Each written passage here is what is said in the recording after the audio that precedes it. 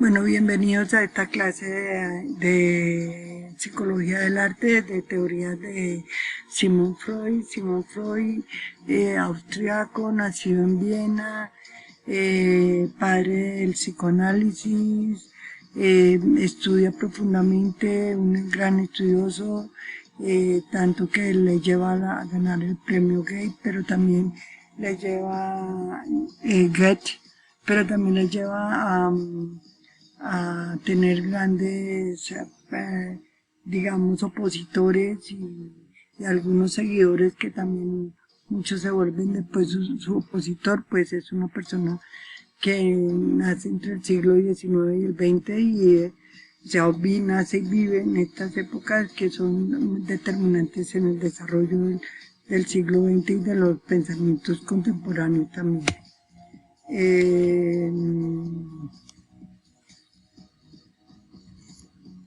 Bueno, vamos a hablar de la teoría del yo, el superyo y el ello. Entonces, que es una de las teorías de Sigmund Freud. Vamos a centrarnos en esta imagen del iceberg.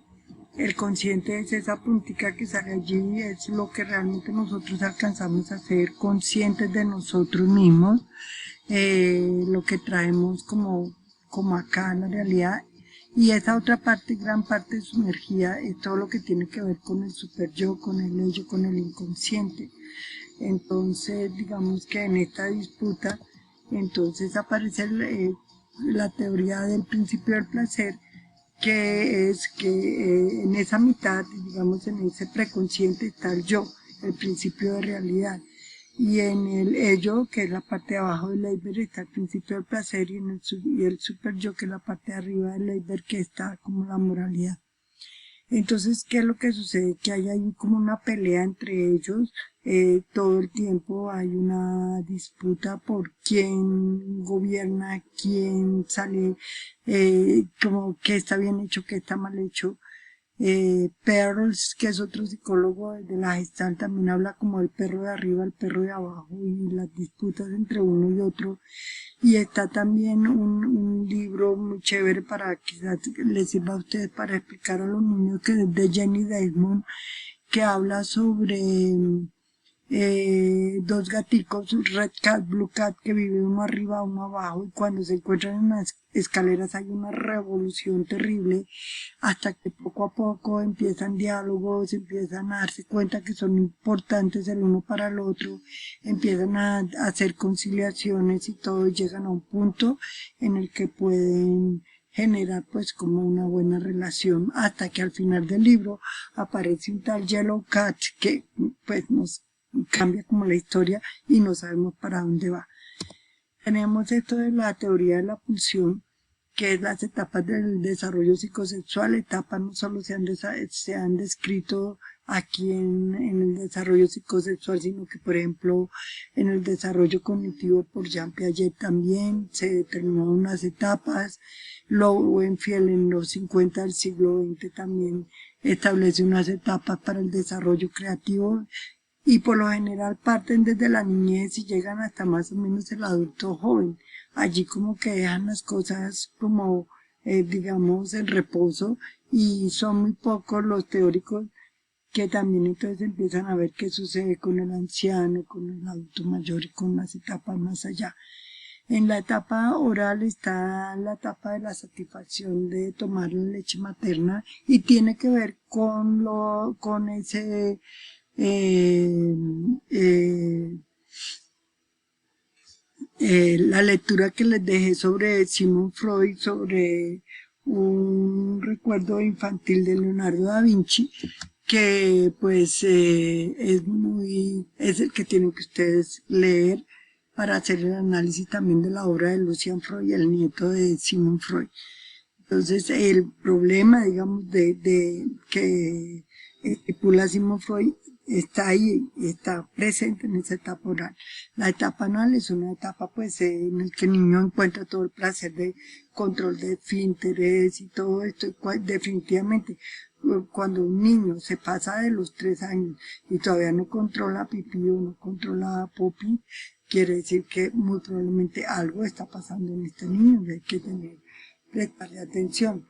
La etapa fálica que es el descubrimiento de las zonas erógenas del niño. El niño empieza a jugar con su pipí, la niña con su vagina, pero no lo hacen, digamos, de una manera como lo haría un adulto, sino que simplemente se descubren. Entonces, por ejemplo, cuando los papás llegan abruptamente, los encuentran, los golpean o les dicen cosas feas y todo, pues ahí están generando un trauma en una época en que es normal que ellos descubran la latencia, que va de los 5 a los 12, que es esa etapa en la que como que se niegan un poco ya se supera esa etapa fálica, y entonces el niño juega por su lado, está por su lado, la niña por su lado.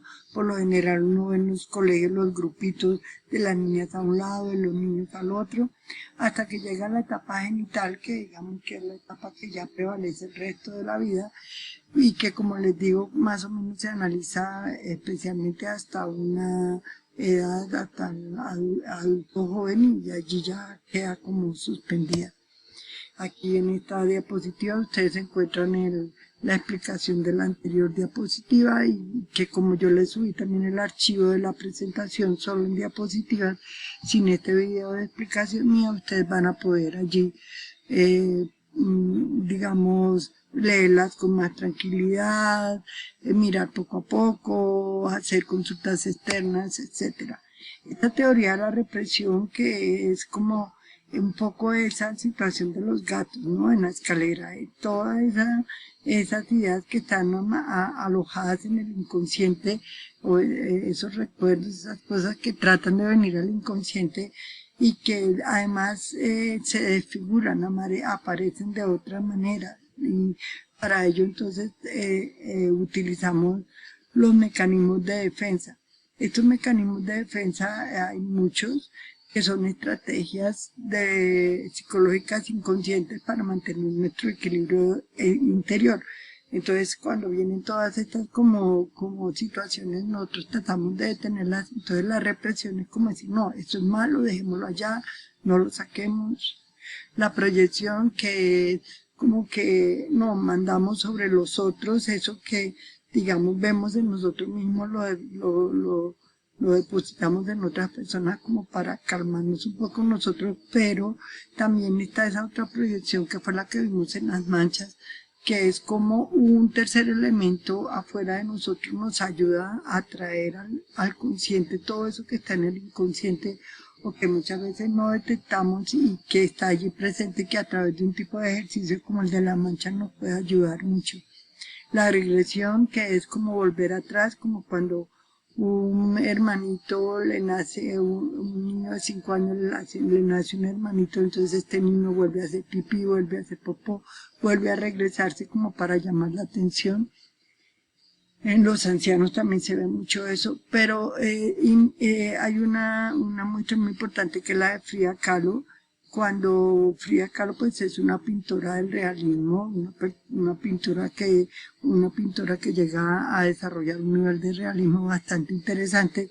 Y por ejemplo, cuando le sucedieron cosas muy fuertes como su aborto en Nueva York, o cuando su esposo la traiciona con su hermana, ella en la pintura se devuelve, por devolver, sin que sea peyorativo, al primitivismo. Vuelve, o sea, utiliza un tipo de dibujo y de expresión quizás más cargada emocionalmente, más primitiva, pero más cargada emocionalmente, que muchas veces lo que nos puede mostrar el realismo.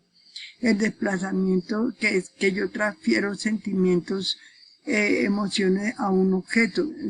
Por ejemplo, en la tira cómica de Carlitos, el niño que carga la frazadita, que siempre lleva su frazadita para todo lado, o por ejemplo ese amuleto en el que yo me soporto para poder entender otras cosas.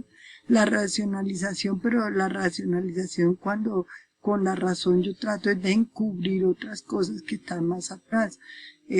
Pongo la razón de por medio, no, es que pasó esto, es que fue esto, es que fue lo otro, y realmente quiero encubrir algo que está más atrás, y muchas veces esto puede llevar pues más grave a problemas como la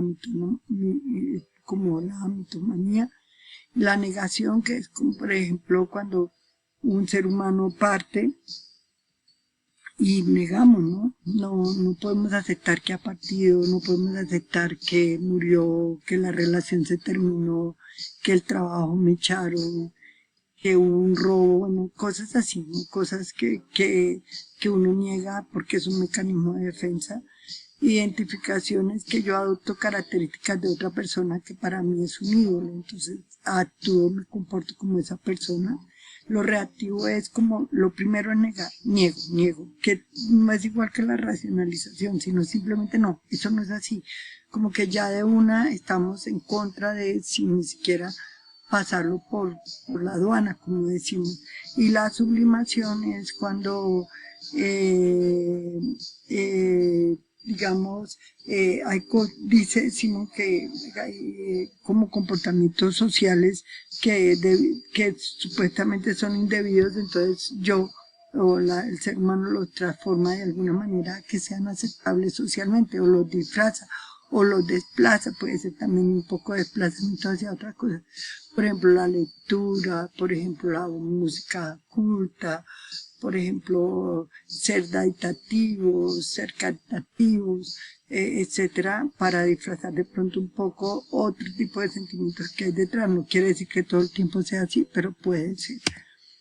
La teoría del inconsciente, donde Freud dice que el ser humano está atravesado por impulsos primarios, distintos impulsaciones. Y entonces dice que la conciencia es esa capacidad que tiene un sujeto de conocerse a sí mismo y a su entorno y darse cuenta de lo que hace. En cambio, el inconsciente es todo ese contenido mental que se encuentra en la conciencia y que el sujeto solo puede hacer con mucha dificultad, es decir, todo lo que queda en el inconsciente. Y es precisamente allí como todo lo que nos muestran las otras diapositivas de alguna manera, aquí el inconsciente que nos lo muestra como algo atemporal, alógico, donde prima el placer, mientras que el preconsciente y el consciente sí ya está más regulado, hay mucha más control sobre eso. Pero, por ejemplo, Humberto Eco dice que la creatividad, en la teoría de la creatividad de Humberto Eco dice que es el equilibrio entre ambas, que una sin la otra no se podría. Está el complejo de Edipo y el de Electra en las niñas, que es como esa suplantación de los niños, del padre o de la madre, y que si no se supera, pues también lleva muchos problemas futuros de identificación en el género, y esto tiene problemas o situaciones, porque no tiene por qué ser un problema, y esto es lo que hace muchas veces que, por ejemplo, los niños no se identifiquen